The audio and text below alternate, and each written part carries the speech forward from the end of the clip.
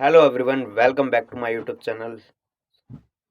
आज हम बात करते हैं एसएसबी की, क्योंकि मेरा चैनल जो है पूरा डेडिकेटेड है एसएसबी के लिए, एएफएसबी के लिए, एनएसबी के लिए। मैं जितनी भी अपडेट डालूंगा एसएसबी, एएफएसबी, एनएसबी के लिए, जितने भी कंटेंट बनाऊंगा या फिर जितना भी सीरीज़ में लेके आऊँगा। अभी मैं अपनी सीरीज़ एक स्टार्ट कर रहा हूँ कि मेरा एक्सपीरियंस कैसा रहा एसएसबी में, क्या गलतियाँ आपको नहीं करनी है, क्या गलतियाँ जो मैंने नहीं की, या क्या चीज़ें थी जो मैंने वहाँ से सीखी और मैंने अपने उनको जीवन में उतारा है और क्या उसका बेनिफिट मिला है मुझे। तो आज मैं उन सब चीज़ों के बारे में बात करूँगा, ठीक है।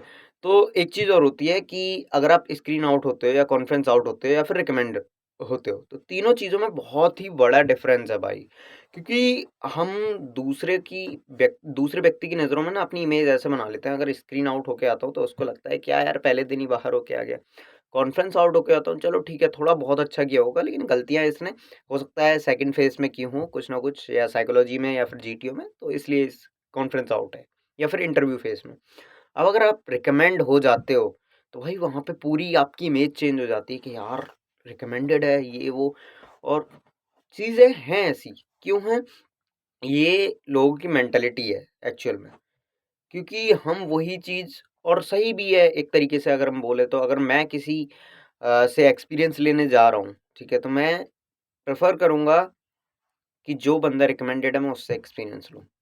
लेकिन यहाँ पे पता है क्या चीज़ है, अगर कोई कॉन्फ्रेंस आउट बंदा है और वो वहाँ से चीज़ों को सीख के जा रहा है, ठीक है, अगर उसने चीज़ें सीखी हैं एसएसबी से और वो अपनी लाइफ में उनको चीज़ों को फिर से रिन्यू कर रहा है, फिर से यूज़ कर रहा है, या उनको अप्लाई कर रहा है, और उसके बाद वो एसएसबी देने आता है, तो definitely he will get recommendation. पहली चीज़ तो ये है। लेकिन चीज़ अब इसमें क्या है कि आपको खुद रियलाइज़ होना चाहिए, सेल्फ रियलाइज़ेशन, कि तुमने क्या चीज़ थी जो गलत की थी, और क्या चीज़ तुम अच्छे, क्या एक्टिविटी तुम अच्छे, या फिर हम बोलते हैं कि क्या क्वालिटी तुम अपने में डेवलप कर सकते हो जो नेक्स्ट अटेम्प्ट में तुम्हें रिकमेंडेशन दिला दे। ठीक है, बहुत सारी चीज़ें देखो, होने के लिए आप पहले अटेम्प्ट में रिकमेंड हो सकते हो, और नहीं होने के लिए आप 20-20 अटेम्प्ट लगा सकते हो स्क्रीन आउट और कॉन्फ्रेंस आउट होने के लिए। डिपेंड आप पे करता है कि क्या आप चाहते हो कि पहले मैं एसएसबी देने जाऊँ, वहाँ मुझे पता चले मेरी क्या गलतियाँ हैं। तो मैं आपको ये बता दूँ कि वो लोग ये नहीं बताते आप किस वजह से आउट हुए हो। ये आपको खुद से ही इंट्रोस्पेक्शन करना पड़ेगा कि भाई ऐसा मैंने क्या कर दिया कि मैं आउट हो गया, ठीक है? तो अभी मैं शुरुआत करने जा रहा हूँ, ये एक सीरीज़ रहेगी डे 5 तक।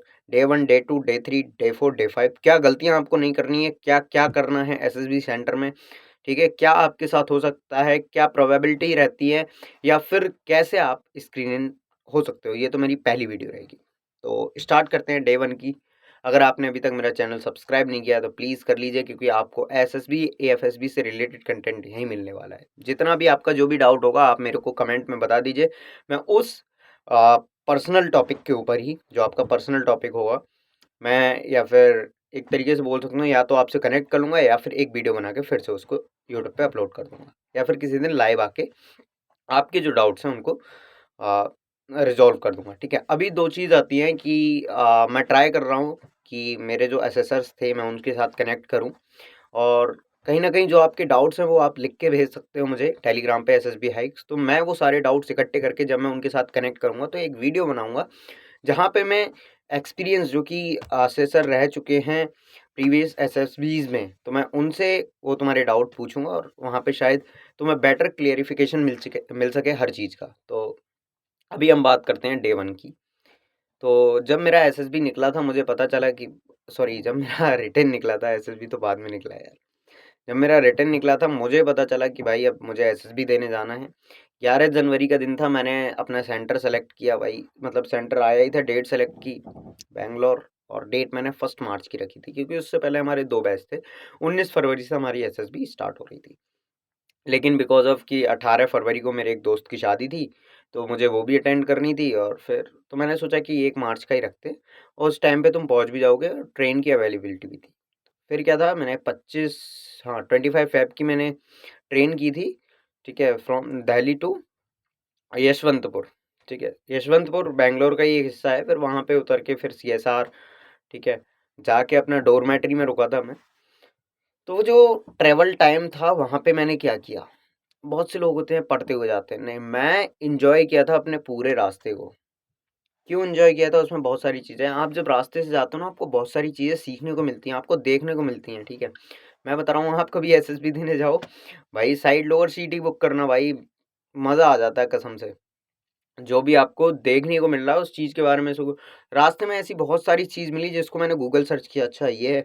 क्यों मुझे कहीं न कहीं ये डर भी था, कहीं न कहीं ये मुझे लग रहा था कहीं एसएसबी का जो इंटरव्यूअर है मेरे से पूछ ना ले कि तुम अच्छा इस ट्रेन से आए थे बताओ रास्ते में क्या-क्या चीज़ जो फ़ेमस चीज़ थी वो पड़ी थी। तो जो मेरे को नहीं लगा था क्योंकि मेरे साथ जो लोग बैठे थे जो साउथ में ही रहते थे और उनको अच्छी नॉलेज थी उस जगह की, तो मैंने उनसे पूछा था कि ये क्या है और किस चीज़ के लिए फ़ेमस है? तो वो चीज़ आपको ना वो पर्सनल नॉलेज हो जाती है एक तरीके से कि जनरल नॉलेज की। मैंने वो किया था मैं 27 फ़ेब को पहुँच गया था मैं बैंगलोर। बैंगलोर जाके मैंने थोड़ा-सा रेस्ट किया, फिर मैं निकल गया था बैंगलोर घूमने। बैंगलोर जब मैं घूम रहा था, तो सबसे पहले इस्कॉन टेम्पल गया था, तो मेरे घर से फ़ोन आता है कि भई कहाँ हो? पहुँच गए? तो मैंने कहा हाँ, मैं इस्कॉन टेम्पल घूम रहा हूँ।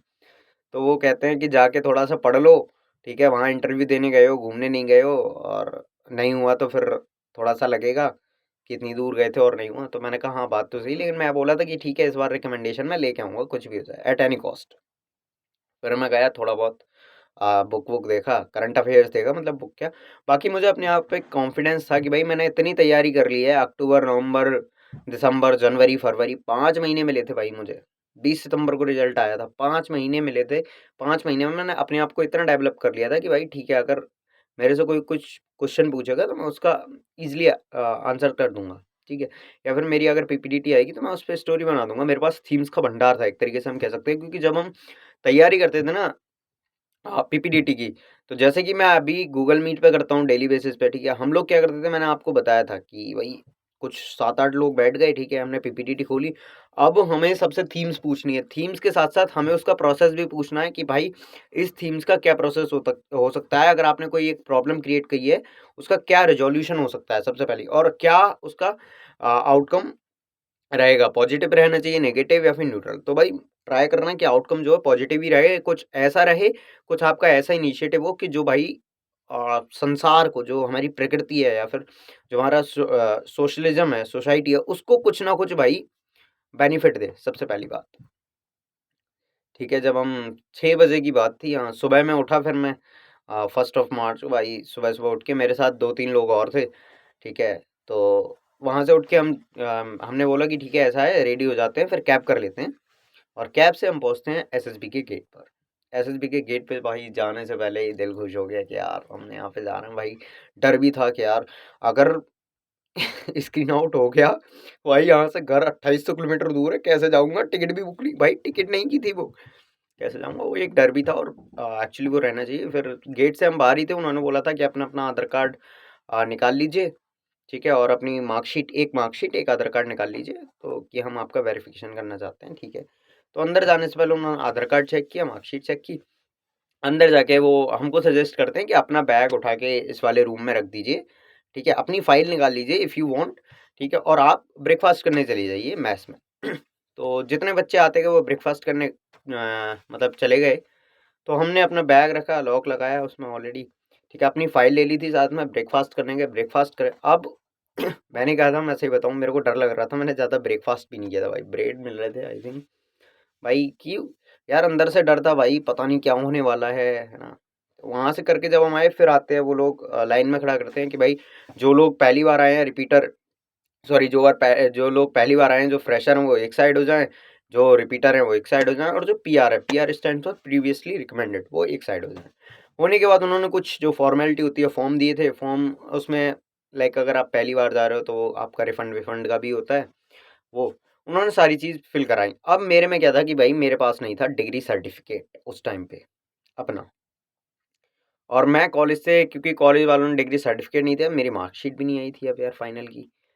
एग्ज़ाम हो चुके थे, फाइनल मार्कशीट नहीं आई थी, ना ही मेरे पास डिग्री सर्टिफ़िकेट था, तो मैंने उनको बोला कि तो उन्होंने मेरे को साइड खड़ा कर दिया था एक तरफ कि नहीं, आपके डॉक्यूमेंट पूरा नहीं है, तो हम आपको नहीं जाने देंगे। अब मैं उनको बहुत सारे क्या बताऊँ एक तरीके से कहता रहा कि नहीं, मेरे ये पूरे हैं, मुझे जाने दीजिए, मैं आपको मार्कशीट दिखा रहा हूँ और 1 अक्टूबर को अगर मेरी जॉइनिंग होगी उससे पहले मैं सारे ला के दे दूँगा। तो वो बोले सब यही बोलते हैं, रिकमेंड होने के बाद फिर वो दिक्कत उन पे आती है। उनकी बात भी सही थी कहीं न कहीं, क्योंकि उनके साथ कभी न कभी बच्चों ने ऐसा किया होगा कि जो बच्चे ऐसा बोल के अंदर चले गए होंगे और रिकमेंड हो गए होंगे, उसके बाद भी वो नहीं दे पाए होंगे, क्योंकि फिर आपकी जो है कैंडिडेंसी खत्म हो जाती है वहाँ पे।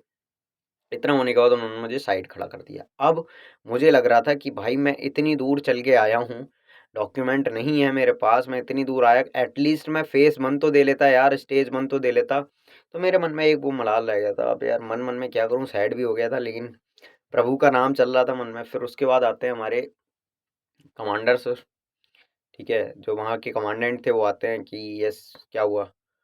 तो वो बोलते हैं कि सर इसके पास ना ही डिग्री है, ना ही जो है रिज़ल्ट है, इसका सर्टिफ़िकेट भी नहीं है। बोलते हैं क्यों नहीं है? मैं उनको बताया कि सर ऐसे-ऐसे हमारे जो संभल डिस्ट्रिक्ट है वहाँ पे अभी एक डिस्प्यूट हुआ था, उसकी वजह से भाई यूनिवर्सिटी ने उसको डिले कर दिया है। बाकी मैं क्या किया था, यूनिवर्सिटी से ना एक स्टाम्प पे लिखवा के ले स्टाम्प या फिर जो लेटर होता है उस पे लिखवा के ले गया था भाई, कि हाँ, ये इश्यू था और इसकी वजह से डिले हुआ है, बाकी इसने क्लियर कर लिया है इस डिवीज़न से। मैं ये लिखवा के ले गया था, उन्होंने देखा कि ठीक है, अगर यूनिवर्सिटी की मोहर है, जेन्युइन है, तो आप इसको एंट्री दे सकते हो। फिर उन्होंने मुझे एंट्री दे दी भाई। जब मैं पहुँचा तो अब आप सुनना, हम टोटल थे 42 लोग, ठीक है? और मेरा चेस नंबर था 42। मतलब मैं बंदा था जो सबसे लास्ट में गया था, क्योंकि 41 तक सब जा चुके थे। मैं डॉक्यूमेंट की वजह से वहाँ रुका हुआ था। मेरे को फिर चेस नंबर मिला 42। अब क्या होता है, चेस नंबर आपको 3 मिलते हैं, ठीक है? पहले आप जब जाओगे तो स्क्रीन में क्योंकि भीड़ होगी तो आपको एक अलग चेस नंबर दिया जाएगा। फिर जब आप स्क्रीन्ड इन हो जाओगे तब आपको दूसरा चेस नंबर दिया जाएगा। फिर जब रिकमेंडेड हो जाओगे तो आपको वो प्लस वाला चेस नंबर मिलेगा। उसके लिए तो भाई सब लालायित रहते हैं। गया फिर वहाँ पे उन्होंने मेरे को बिठाला, क्योंकि लास्ट में था, वो रो सारी पूरी हो चुकी थी। उन्होंने कहा तुम आगे ही आ जाओ, तो मैं आगे जाके बैठा। उसके बाद वो बोलते हैं कि भाई इंस्ट्रक्शन देने आते हैं कि तुम्हें ओआईआर कैसे-कैसे करना है, ठीक है? ओआईआर के लिए मैंने एक सेपरेट वीडियो बना रखी है कि भाई ओआईआर को कैसे सॉल्व करें, ठीक है? वो वाली एक बार देख लेना। ओआईआर आके वो इंस्ट्रक्शन देते हैं, ठीक है? चाहे आपका साइकोलॉजिस्ट हो सकते हैं, ठीक है? कमांडेंट तो होते ही हैं, वो आपको वेलकम करते हैं सबसे पहले कि भाई आप हमारे इस सेंटर में आए हो, ठीक है? आपको डिसिप्लिन बनाने के लिए मतलब बोलते हैं। और बाकी आपको फिर ओआईआर के बारे में बताते हैं कि आपको ओआईआर कैसे रिज़ॉल्व करना है, कैसे सॉल्व करना है। ओआईआर के बाद फिर आपको मिलती है आपको बुकलेट, ठीक है? ओआईआर कीजिए, ओएमआर पे टिक लगाइए। अराउंड 1 घंटे का होता है, आराम से करके ओआईआर। फिर वो बोलते हैं वहीं आप बैठे रहते हो, वो कहते हैं फिर आपको पीपीटीटी के बारे में बताते हैं। अब पीपीटीटी कैसे करते हैं वो लोग हम डेली डिस्कशन करते हैं, आई होप आपको पता होगा, ठीक है? पीपीटीटी पे आपको स्टोरी लिखनी है, वही कैरेक्टर देखने हैं, स्टोरी लिखनी है, आउटकम पॉजिटिव होना चाहिए, कोई एक प्रोसेस होना चाहिए, एक इनिशिएटिव होना चाहिए, एक थीम होनी चाहिए। हाँ, सेम वो फिर इंस्ट्रक्शन देते हैं जो कि हमने ऑलरेडी दे रखे हैं कि भाई आपको 30 सेकंड स्टोरी देखने के लिए मिलेगा, 4 मिनट 1 मिनट इन्फॉर्मेशन फिल करने के लिए, 4 मिनट आपको स्टोरी लिखने के लिए, और उसके बाद आपसे आपका पेज ले लिया जाएगा, ठीक है? फिर वो स्टोरी आती है कि मेरी जो स्टोरी थी वो थी कि हम लोग मतलब एक लाइब्रेरी है, वहाँ पे एक ग्रुप बैठा हुआ है 4-5 लड़के, और बीच में एक रजिस्टर खुला हुआ है और 1-2 के और रजिस्टर खुले हुए हैं। तो जब लाइब्रेरी है, सबने बनाया था कि भाई लाइब्रेरी में पढ़ रहे हैं, एग्ज़ाम की तैयारी कर रहे हैं, बट मैंने थोड़ा-सा मतलब मैंने सोचा यार लाइब्रेरी में और क्या-क्या हो सकता है। फिर मुझे सबसे बढ़िया थीम लगी लाइब्रेरी डिजिटलाइज़ेशन की, कि ये जो कॉलेज के स्टूडेंट हैं, ठीक है? वो लाइब्रेरी को डिजिटल करना चाहते हैं, इसलिए वो यहाँ पे प्लानिंग कर रहे हैं। अब यार एक मोटा-सा रजिस्टर खुला है, उसका क्या काम है? फिर वहाँ पे मैंने लगाया कि ओके, ये जो रजिस्टर है इसमें ना पब्लिकेशंस की इन्फॉर्मेशन है। तो ये कनेक्ट करेंगे अब पब्लिकेशंस के साथ कि जो हमारी पुरानी बुक्स हैं, जो एडिशन हमारे पुराने हो चुके हैं, उनको हम एक्सचेंज कर लें न्यू एडिशन के साथ, ताकि जो लाइब्रेरी है उसमें न्यू एडिशंस आ जाएँ, और जो बुक पब्लिकेशन लाइक एक्सचेंज नहीं करेगा, उसको ये लोग किसी भी एनजीओ को दे देंगे, ताकि जो नीडी बच्चे हैं वो पढ़ सकें। मेरे पूरी थीम ये थी भाई, पूरी स्टोरी बन गई एकदम बेहतरीन कि क्या कि डिजिटलाइजेशन ऑफ द लाइब्रेरी। मैंने अपना जो हीरो बनाया था वो एक कॉलेज में था, और भाई उसने अपना एक ग्रुप बनाया। ग्रुप बनाने के बाद पहले उसने देखा कि लाइब्रेरी में ये समस्या है कि अभी भी पुरानी बच्चे हैं, लाइक पुरानी बुक्स हैं, बच्चे सही से पढ़ नहीं पा रहे हैं, क्योंकि जैसे होता है ना लाइब्रेरी में हम टिक लगा देते हैं बुक बुक, तो वो वाला इंटरेस्ट नहीं आता फिर बाद में कि यार ये ऑलरेडी किसी ने पढ़ रखी है। उसके बाद वो अथॉरिटी को एक मेल लिखते हैं, मेल लिखने के बाद या लेटर लिखते हैं, लेटर लिखने के बाद अप्रूवल आता है। उसके बाद फिर वो अपना सर्च करने लग जाते हैं कौन सा पब्लिकेशन बढ़िया है, कहाँ से बुक हमें उठानी चाहिए। वो एज़ वेल एज़ वो लाइक डिजिटल जाने के लिए ना किसी कंपनी से भी कॉन्टैक्ट करते हैं। हम कोई सी भी ले सकते हैं जो डिजिटल हम कह रहे हैं एलईडी बनाती हो, फिर उससे कांटेक्ट करके हम लाइब्रेरी को डिजिटलाइजेशन करवा लेते हैं और उनकी लाइब्रेरी डिजिटल हो जाती है। मेरी स्टोरी ये थी, सिंपल थी, कोई ज़्यादा रोमांस नहीं, कोई ज़्यादा फिल्मी एक्शन नहीं, बहुत सिंपल, जो कि मैं कर सकता हूँ। मतलब मैंने अपने आप को वहाँ रखा कि क्या मैं ये कर सकता हूँ, अगर ये पॉसिबल है तो भाई है, क्योंकि पीपीटीटी का मतलब है जो आपका मेन हीरो है ना, वो आप रिप्रेजेंट कर रहे हो, आपको रिप्रेजेंट कर रहा है, आप जैसे हो ना, आप वैसे ही मैन हीरो का एक्शन कराओगे। तो मैंने वहाँ लिखा कि ठीक है ये था, और वहाँ पे मेरी काफ़ी सारी जो ऑफिसर लाइक क्वालिटी थी उनको शो हो गई। अब बात आती है डिस्कशन की, तो मैंने जैसा बताया मैं था चेस नंबर 42, सबसे लास्ट में मैं ही था। मतलब आगे से 15 का ग्रुप बना था हमारा, आगे से बात चलती आ रही है कि भाई उसमें क्या होता है, अब जब नरेशन होता है ना, 1 मिनट का आपको टाइम दिया जाता है। शुरू करें आपने, जय हिंद एवरीवन, आपने स्टोरी खत्म की, थैंक यू। फिर उनको कोई रिमाइंडर नहीं देना, जो नेक्स्ट वन होगा ना आपके, अपने आप ही बोलना स्टार्ट हो जाएगा। अब आपको ना अटेंटिव रहना, अटेंटिव क्यों रहना, पहले तो आपको सबकी थीम सुननी है, क्योंकि आपको अभी उसके ऊपर जीडी करनी है। थीम सुन के स्टोरी सुननी है कि भाई स्टोरी में इसने क्या वैलिड पॉइंट बोला है, क्या ऐसा पॉइंट है जो हम आगे यूज कर सकते हैं। ठीक है, ये सब करने के बाद आगे जब आती है हमारी बारी, तो लास्ट में मैं ही था, मेरी बारी आई, मैंने अपना पॉइंट बोला, जैसे ही मैंने खत्म किया थैंक यू, भाई वहां तो फिश मार्केट बन गया। फिश मार्केट बनने के बाद अब आपको क्या चाहिए पता है, अगर जीडी हो रही है तो आप बनो तीसरे, चौथे या पांचवें, टिल 5th नंबर आप जीडी में एंटर कर जाओ अपना पॉइंट लेके, क्या ओके जेंटलमैन, ये बात है।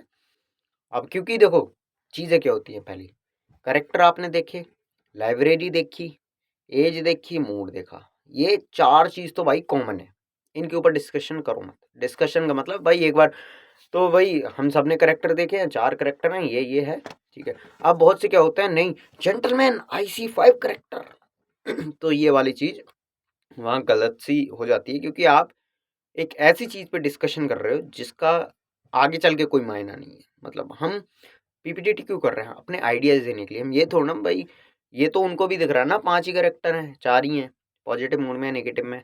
हम उनको चाहिए हमसे थीम, उनको चाहिए हमसे प्रोसेस क्या है उस थीम, उस प्रॉब्लम को रिजॉल्व करने का। ठीक है, तो हमारा जो मेन फोकस ऑफ जीडी होना चाहिए ना, वो होना चाहिए कि भाई हम प्रोसेस पे और थीम्स पे बात करें। फिर हम लोगों ने थीम डिस्कस की, और थीम्स वही थी कि भाई लाइब्रेरी डिजिटलाइजेशन। ठीक है, तो वहाँ पे मेरी जो स्टोरी थी उसमें बहुत सारे पॉइंट भी डाले, मैंने अपना पॉइंट दूसरे की स्टोरी में डाला, और लास्ट में जाके भाई एक कॉमन स्टोरी तैयार हो गई कि भाई वो एनजीओ से हैं। ठीक है, फिर हम कॉलेज वाला हटा दिया, एनजीओ से हैं, और भाई वो लोग अपना एक डिजिटल को लाइब्रेरी को डिजिटलाइजेशन करना चाहते हैं बच्चों के लिए, ताकि बच्चे आके उसमें पढ़ सकें। ठीक है, अब आती है बात नरेशन की। तो पहला मिथ क्लियर कर रहा हूँ मैं। कुछ कहते हैं कि सर जो कॉमन स्टोरी नरेट करता है ग्रुप स्टोरी, वही सेलेक्ट होता है। हमारे में क्या था, हमारा पूरा ग्रुप बैठा हुआ था, हमें तो पता था कि इससे कोई ज़्यादा इम्पैक्ट पड़ता नहीं है, तो उन्होंने बोला था who is going to be narrate the story. तो एक लड़का जो चेस्ट नंबर 1 था वो हाथ उठाया, और भाई उसने परमिशन नहीं ली किसी से, हाथ उठाया स्टार्ट कर दिया, so sir from the story like B perceive. हाँ भाई, किसी से परमिशन नहीं, पूरे ग्रुप में 14 बच्चों से, हाथ उठाया स्टार्ट हो गया। ठीक, उसने जो स्टोरी बोली भाई पता नहीं कौन सी बोली, हमारी जो कॉमन स्टोरी बनी थी उसमें से तो थी नहीं, वो अपनी पर्सनल स्टोरी बोल दी कि भाई ये तो बात भी नहीं होती, 400 बीघा जमीन खरीदेंगे। ये पहले कह रहा कि उनके पास पैसे नहीं, फिर कह रहा दे विल भाई 400 एकर्स नहीं, 400 बीघा ऑफ ये जमीन वमीन, उस पर लाइब्रेरी बनाएंगे, जो भी था उसका। उसके बाद कुछ नहीं हुआ यार, बाहर आए, बाहर लग तो रहा था कि यार मैंने ठीक किया है ओवरऑल, अब यार देखते हैं कितने स्क्रीन होते हैं। बाहर आके बैठे, फिर आता है कि भाई आप जाके लंच वंच कर लो। लंच करके आए, उन्होंने हमें एक जगह खड़ा कर दिया सब बच्चों के लिए, चेस्ट नंबर वाइज। आके बोलते हैं कि भाई देखो जो जो स्क्रीनिंग हुए हैं वो राइट हैंड साइड आ जाएंगे, ठीक है, अपने बैग के साथ, और जो नहीं हुए हैं वो अपने घर जा सकते हैं। तो हम टोटल 42 की रिपोर्टिंग थी। उन्होंने नंबर बोलना स्टार्ट किया, वो क्या रैंडमली नंबर बोलते हैं यार, मेरा तो 42 था, मैं तो पता है भाई होगा तो हो जाएगा, नहीं होगा तो नहीं होगा। रैंडमली नंबर बोलते हैं बच्चों ने यार, रहता है एक सस्पेंस रहता है ना। फिर फाइनली उन्होंने बोला 42 साइड आ जाओ। भाई मैं स्क्रीन इन हो गया था, और स्क्रीन इन होने के बाद फिर उन्होंने बोला था कि ठीक है 5 मिनट में जल्दी जल्दी अपने घर पे बता दो और फ़ोन सारे सबमिट कर दो। ठीक है, तो मैंने फ़ोन निकाला, घर पे फ़ोन किया कि ठीक है अब 5 दिन कोई बात नहीं हो पाएगी, मतलब होगी टेलीफोन से बात कर लूँगा, बाकी व्हाट्सअप वगैरह वीडियो कॉल नहीं हो पाएगी, तो फ़ोन मैं ऑफ करके रख रहा हूँ। स्क्रीन इन होने के बाद हम 32 लोग स्क्रीन इन हुए थे, और टोटल हाँ 32 लोग स्क्रीन हुए थे हम 42 में से। उसके बाद फिर मिलता है हमको चेस्ट नंबर 1 2 3 वो खुद से डिवाइड कर देते हैं। तो मेरा चेस्ट नंबर था 9। ठीक है, नेक्स्ट वीडियो में अब हम बात करेंगे डे 2 की, दैट इज साइकोलॉजिकल डे। और उसी में भाई मेरा हो गया था इंटरव्यू, दूसरे दिन ही मेरा इंटरव्यू हो गया। तो कल ही हम बात करेंगे इंटरव्यू की अपनी, एज वेल एज मेरा जो साइकोलॉजिस्ट टेस्ट था वो कैसे गए थे। ठीक है, बात करेंगे टैट वैट SRT SGT कैसे गए थे, या क्या क्या पिक्चर्स आई थी, या फिर क्या मैंने वहाँ पे स्टोरी बनाई थी। तो अगर आपको वीडियो अच्छी लगी तो कीजिए लाइक, कीजिए शेयर, सब्सक्राइब करिए चैनल को, बेल आइकन दबा लीजिए, क्योंकि अब मैं सीरीज में डेली एक वीडियो लेके आने वाला हूँ 20-20 मिनट की, जो आपको SSB के बारे में कुछ ना कुछ तो बताएंगे। अब मैं बात करूं कि मैंने PPTT में क्या क्या सजेशन देने थे, तो मैं ऑलरेडी ग्रुप में दे रखा हूँ भाई। आपको ना यार चीज़ को ऑब्जर्व करना है 30 सेकंड। ठीक है, 30 सेकंड आपको ऑब्जर्व, घूरो मत, पिक्चर को ऑब्जर्व करो कि उसमें है क्या। ठीक है, परसीव करो, लिखते हैं कि बी परसीव्ड, आई परसीव्ड, क्या परसीव क्या है वो करो। ठीक है, परसीव कर लिया, उसके बाद आप स्टोरी लिख सकते हो बड़े आराम से। ठीक है, दूसरी चीज़, अपनी इंफॉर्मेशन, अपनी नॉलेज को बढ़ाओ, क्योंकि जितनी आपको नॉलेज होगी ना उतना ही किसी भी टॉपिक पे आ जाएगा, आप वहाँ पे तुरंत स्टोरी लिख सकते हो। अगर आपको पता होगा कि एक सॉफ्टवेयर इंजीनियर का काम क्या है, अगर आपको पता होगा एक रॉक कैसे काम करती है, पता होगा CID CBI कैसे काम करती है, तो आपको उनके एक्शंस भी पता होंगे। और अगर कोई आप स्टोरी में रॉ की बात लगा रहे हो तो आपको पता है रॉ का एक्शन क्या है, रॉ का प्रोसेस क्या है काम करने का, उसकी हायरार्की क्या है। ठीक है, तो वहाँ से आप बहुत ही ईजी वे में अपनी स्टोरी बना सकते हैं। ठीक है, बाकी मिलते हैं नेक्स्ट वीडियो में, तब तक के लिए जय हिंद। ज्वाइन कर लीजिए SSB हाइक्स टेलीग्राम चैनल को, वहाँ पे आपको मिल जाती हैं डेली बेसिस पे प्रैक्टिस सेशन, मिल जाते हैं आपको डेली बेसिस पे PDF।